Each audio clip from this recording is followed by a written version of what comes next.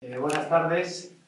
Bueno, primero, en plan protocolario, agradecer al Ayuntamiento de Teba el interés que ha demostrado por traer esta exposición aquí. Pues he venido varias veces por aquí y la segunda vez para hablar de la memoria histórica. Vamos a hablar de esta exposición. Durante la Guerra Civil, sobre todo al final de la Guerra Civil, aproximadamente 200.000 niños salieron por patitas de este país. La gran mayoría por la zona norte del Pirineo catalán, pero eso fue ya al final de la Guerra Civil. Pero luego, a lo largo del desarrollo del conflicto, aproximadamente 32.000 niños salieron de España a buscar refugio en otros países europeos. La gran mayoría en Francia, fueron bien acogidos, varios miles también en Bélgica, varios miles en Inglaterra, en Gran Bretaña, y 2.000 y algo, no me acuerdo exactamente la cifra, no tiene importancia, se fueron a la Unión Soviética.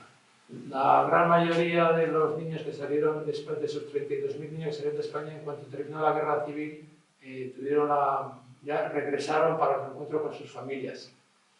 Pero esos 2.000 y pico que fueron a la Unión Soviética tardaron 19 años en volver por razones de índole. Primera, porque estalló la Segunda Guerra Mundial, a los pocos días, a los pocos meses de terminar la Guerra Civil Española, y luego pues porque durante años Stalin y Franco pues, no se hablaban, ni siquiera no tenían WhatsApp, entonces tampoco para tratar estos temas. El hecho realmente tardaron 19 años en volver, lo cual significó pues, una situación tanto dramática para esos niños, pero bueno, al final. Y el resultado de esa historia un poquito pues, es mi nacimiento y mi nombre. Quizás algunos preguntéis de dónde viene lo de Vladimir, pues bueno, ahí viene porque donde yo nací, Vladimir es como decir aquí José o Pepe, una cosa para decir. Según se va ampliando el frente bélico y las fuerzas fascistas van ocupando terreno, se produce una evacuación hacia la zona del Levante español de miles y miles de familias y miles de niños.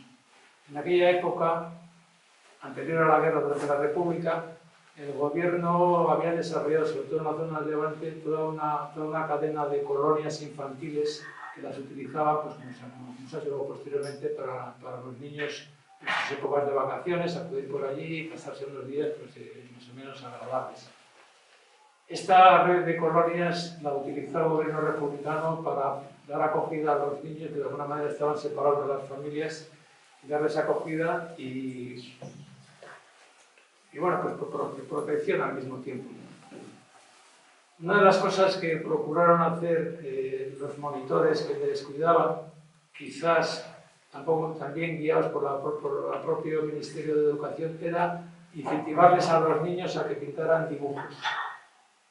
Y que pintaran dibujos de aquellos sentimientos que ellos más o menos tenían incrustados en su mente. Antes comentaba, no sé si contigo o con otros igual, antes comentaba que ahora mismo todos los niños españoles, y normalmente los niños del primer mundo, conocen mucho de guerras, pero conocen mucho de guerras a través de las televisiones y de las pantallas de los cines, pero no saben lo que es una guerra realmente. Quizás ninguno de nosotros sabemos lo que es realmente una guerra. Estos niños que pintaban dibujos sabían lo que era una guerra y en base a ese conocimiento la pintaron.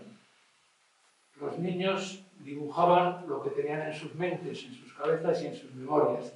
Creo que tiene infinitamente más valor, no solo sentimental, sino valor histórico y valor educativo, lo que pintaban estos niños, mucho más que el de Robert Capa.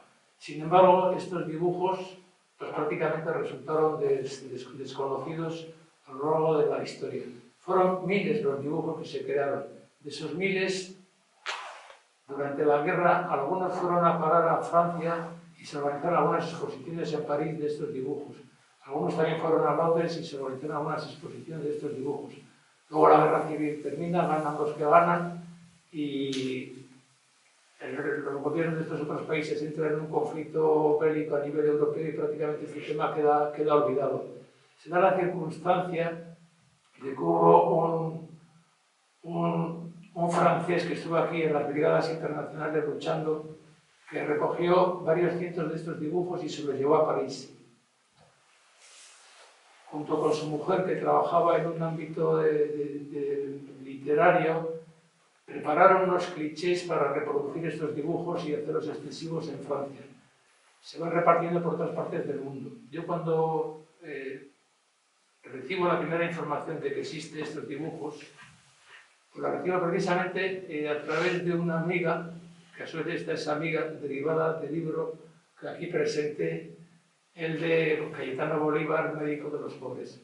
Cuando yo escribo esta novela, que está inspirada en el primer diputado, fue el primer y único diputado que tuvo el Partido Comunista en España en las elecciones del 34 durante la República.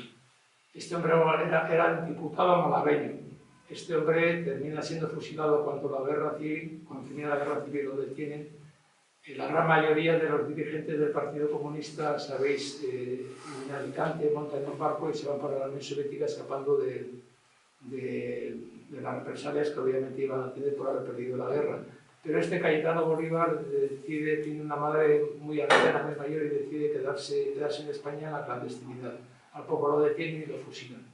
Bueno, cuando yo escribo esta novela, empieza a circular ya por ahí y un día recibo una llamada de una nieta de Cayetano Bolívar que me dice que está muy interesada, que se ha enterado que he escrito una novela sobre su abuelo y que su madre, que tiene 90 años, pues es decir, la hija de Cayetano Bolívar, estaría muy interesada en conocer mi Bueno, el hecho real es de que el origen de mi conocimiento de estos dibujos proviene de la nieta de Cayetano Bolívar, porque resulta que en Madrid, en los últimos días de gobierno de la coalición anterior Cuba, antes de que entrara la actual alcaldía de Manuela Carmena, publican ellos una pequeña revista, un pequeño cuaderno recogiendo algunos de estos dibujos.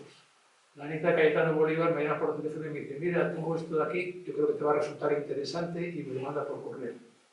Yo veo estos dibujos y digo, pues esto tiene que tener más divulgación, porque es una cosa absolutamente interesante. Empiezo a investigar y lo primero que descubro es que estos dibujos están en la Universidad de Columbia, en Nueva York, en Estados Unidos. Y bueno, ya se me empieza la cosa complicada, porque llegar hasta la Universidad de Columbia es un tanto complicado. También descubro que en la Universidad de San Diego, en California, también hay dibujos de este tipo. Intento ponerme en contacto con ellos, pero la cosa no resulta fácil. Pero dentro de esa investigación también descubro que en la Biblioteca Nacional de España hay 1172 dibujos originales guardados, que por alguna razón pues, se salvaron de la quema que hubo en los años posteriores a la Guerra Civil y que hoy ya son de dominio público. Entro en Internet, en la página web de la Biblioteca Nacional, y efectivamente los 1172 dibujos están allí para cualquiera que los pueda ver. Intento descargármelos y resulta prácticamente imposible porque la resolución que tienen es muy baja, muy pequeñita, y es imposible ampliarlos. Me pongo en contacto con la biblioteca y me dicen que sí, que se puede, que nos podemos hacer con unos archivos de mayor resolución, pero que hay que comprarlos a un precio relativamente baratos. Que sería interesante que se hiciera a través de algún tipo de institución más que particular. El Ayuntamiento de Benalmádena, que en ese momento y en este momento está por la labor del desarrollo de la memoria histórica, igual que aquí yo solicito el tema, está por la labor, contacta con la Biblioteca Nacional y se le compran 40 archivos, 40 fichas de esos 1172 dibujos. Cuando de España, de la zona del Levante, se marchan estos dibujos para Estados Unidos, no es una casualidad. Había ocurrido que en ese momento viene un grupo con un cierto componente religioso que se llamaban los cuáqueros, es una entidad religiosa que todavía sigue existiendo.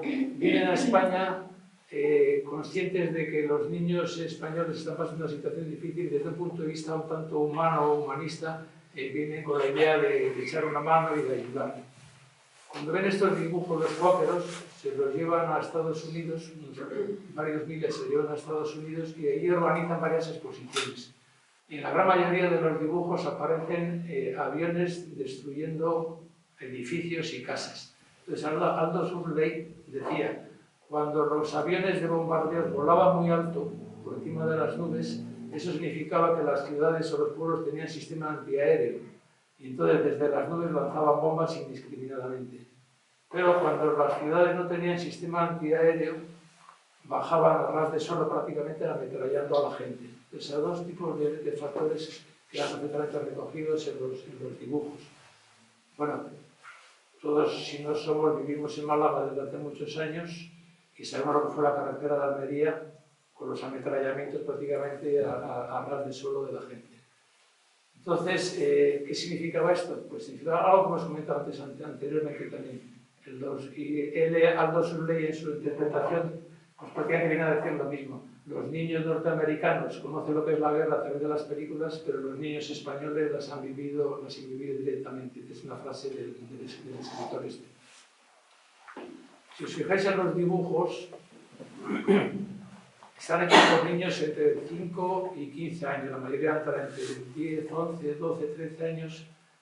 Hay distintas mensajes que se producen en estos dibujos. Algunos son, os he dicho antes que vivían en colonias, pues algunos son que están en las escuelas, otros están en dormitorios. Hay un dibujo muy simpático que se ve en unas camas con unas zapatillas a pie de cama que habían puesto los niños y que los chavalillos pues las pintaban.